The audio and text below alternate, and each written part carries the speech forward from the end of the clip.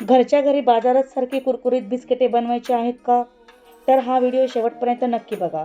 नमस्कार, माझ्या चॅनलवर तुमचे मनापासून स्वागत आहे. आज आपण घरी अगदी सोप्या पद्धतीने ओव्हन शिवाय आणि ओव्हनमध्ये या दोन्ही पद्धतीने बिस्किटे कसे बनवायची ही रेसिपी पाहणार आहोत. यासाठी सर्वप्रथम मी एका बाउलमध्ये 1 वाटी गव्हाचं पीठ, 1 वाटी मैदा, पाव वाटी रवा, 1 चमचे बेकिंग पावडर, 2 चमचे मिल्क पावडर, अर्धी वाटी तूप टाकून घेतलेले आहे.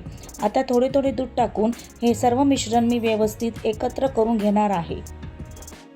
पिठाचा डो हा जास्त घट्ट किंवा जास्त पातळ करू नका, तो मीडियम लेवलवर ठेवा. आता दुसरीकडे मी ओव्हनला प्रीहीट देण्यासाठी ठेवलेला आहे.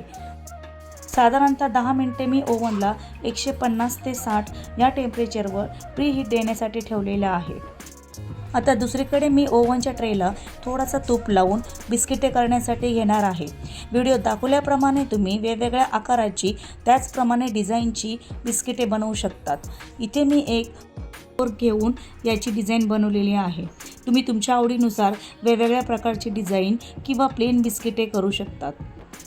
फोर्कची डिझाईन झाल्यानंतर वरून मी पिस्ता लावून घेतलेला आहे. अशा प्रकारे तुम्ही त्यामध्ये तुमच्या आवडीनुसार ड्रायफ्रूट्सचे स्टिक करू शकतात. घरात अगदी लहान आणि मोठे सर्वजण हा पदार्थ आवडीने खातात.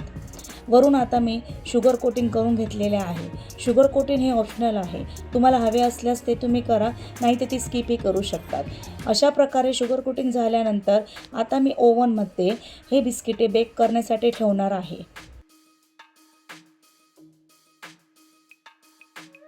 ओव्हनमध्ये साधारणतः 200 या टेम्परेचरवर हे बिस्किटे मी 20 ते 25 मिनिटे बेक करण्यासाठी ठेवणार आहे. ज्यांच्याकडे ओव्हन अवेलेबल नाही त्यांनी बिस्किटे ओव्हनशिवाय बेक कसे करायचे हेही मी या व्हिडिओमध्ये दाखवणार आहे.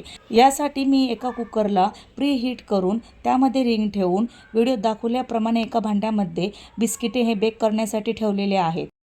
कुकरमधले बिस्किटेही मी साधारणतः 20 ते 25 मिनिटे बेक करण्यासाठी ठेवणार आहे. इथे आता 20 मिनिटे झालेली आहे. ओव्हन थंड झाल्यानंतर बिस्किटांचा ट्रे मी बाहेर काढून घेतलेला आहे.